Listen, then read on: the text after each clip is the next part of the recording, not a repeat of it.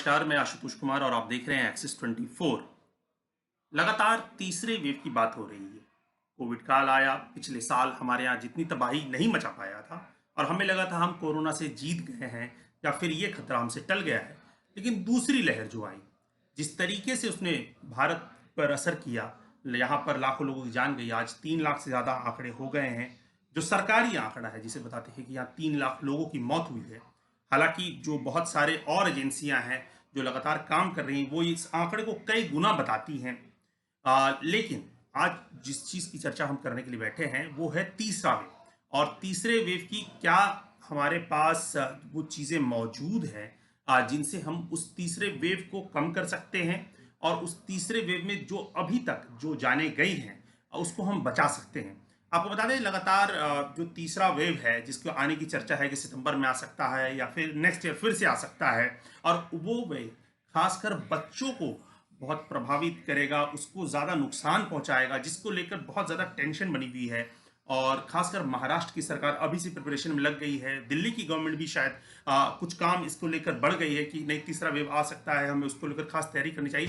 केंद्र में और बाकी राज्यों की सरकारें लगातार मीटिंग कर रही थी क्योंकि एक नया प्रॉब्लम खड़ा होता है। 10वीं की परीक्षा तो सरकार ने टाल दी, अब 12वीं की परीक्षा को भी एक तरीके से निरस्त करने की बातचीत चल रही है कि 12वीं की परीक्षा को भी अंत कर दिया जाए, बच्चों को ऐसे पास किया जाए। और इसके लिए राज्यों के बीच मीटिंग हुई, लेकिन एक मत नहीं हो पाया है। बहुत सारे राज्य कह रहे हैं कि कम ज़्यादा सब्जेक्ट्स की परीक्षा ना हो, कि कम सब्जेक्ट्स की परीक्षा ली जाए कम से कम। और कुछ राज्यों का ऐसा कहना है कि जब तक पूरा वैक्सीनेशन ना हो जाए तब तक इस तरह का कोई परीक्षा नहीं लेना चाहिए। तो ये जो तीसरा वेव है जिसका असर हो सकता है हमारे, जो माना जा रहा है कि युवा पीढ़ी 18 से कम उम्र के जो बच्चों पे असर हो सकता है, उसको लेकर, इस प्रॉब्लम को लेकर एक डेडलॉक बन चुका है। शायद सरकार जल्द निर्णय लेने को लेकर तत्पर है क्योंकि छात्रों को बहुत बड़ी समस्या हो रही है। क्योंकि जो टर्म है, जो कुछ बच्चे कह रहे हैं कि 17 महीने से वो एक ही क्लास में है, उनको कन्फ्यूजन हो रहा है, उनकी लाइफ एक तरीके से स्टक कर गई है।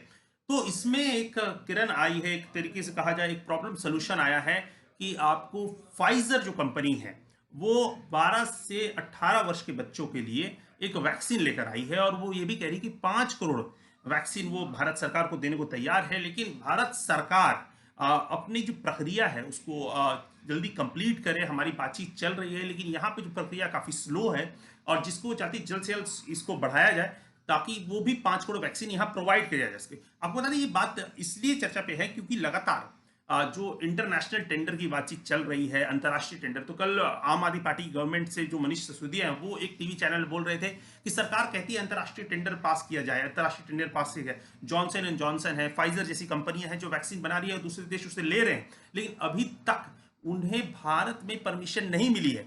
और जब ये स्टेट गवर्नमेंट्स और भी बाकी राज्य जो जा रहे हैं अंतर्राष्ट्रीय टेंडरिंग करके वैक्सीन को प्राप्त करने के लिए, तो वहां पर कंपनियों से यही जवाब मिल रहा है कि अभी तक आपकी कंट्री ने हमें वैक्सीन वहां पर बेचने की अनुमति नहीं दी है। और खासकर हम केंद्र सरकारों से बातचीत पहले करते हैं, तो आपकी सरकारों से बातचीत चल रही है।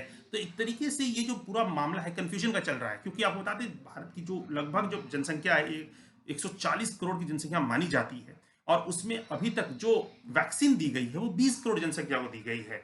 और इसमें अब 20 करोड़ जनसंख्या यानी एक तरीके से पूरा वैक्सीनेशन नहीं हुआ। जो 20 करोड़ जनसंख्या उनको कईयों को फर्स्ट जैब ही मिला है।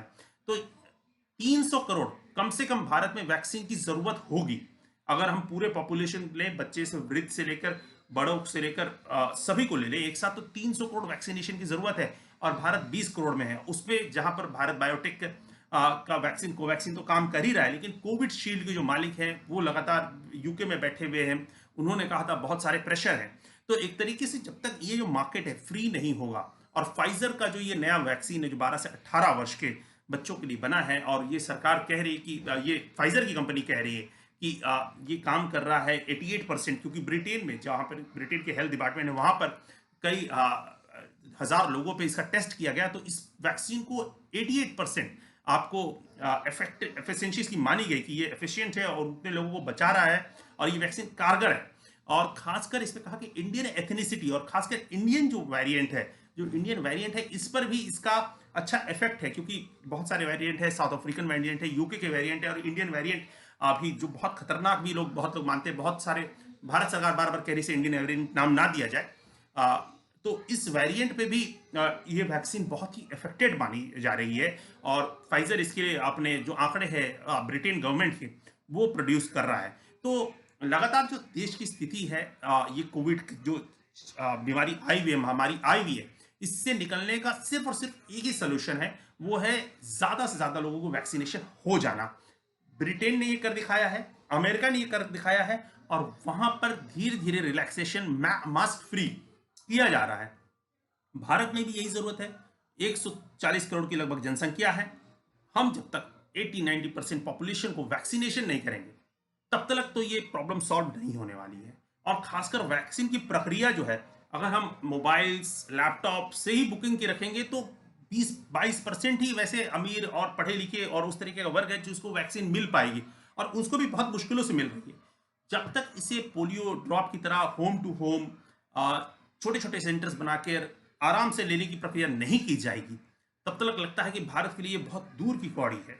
हालांकि सरकार कह रही है कि अगले एक साल में वो लगभग वैक्सीनेशन कंप्लीट कर देगी, उतनी वैक्सीन बना लेगी, परंतु अभी स्थिति वैसी नहीं लग रही है। अगर आप अपने कोविन के ऐप पे जाएं, बुकिंग्स करना शुरू करें, तो बहुत मुश्किल हो रही है। लगातार लोग लिख रहे हैं कि बुकिंग्स नहीं हो पा रही है, अपने सेंटर्स पे वैक्सीन नहीं मिल रहा है। तो स्थिति गंभीर है। भारत के मार्केट को केंद्र सरकार को खोलना पड़ेगा, तभी स्टेट्स भी वैक्सीन खरीद सकती हैं। बहुत सारे और जो कंपनियां जो वैक्सीन बना रही हैं वो बेच सकती हैं, और सरकार को भी इसको ड्राइव को लोकलाइज करना होगा, होम टू होम ड्राइव लाना होगा, तभी ये प्रॉब्लम सॉल्व होगा। एक्सेस 24 के लिए मैं आशुतोष।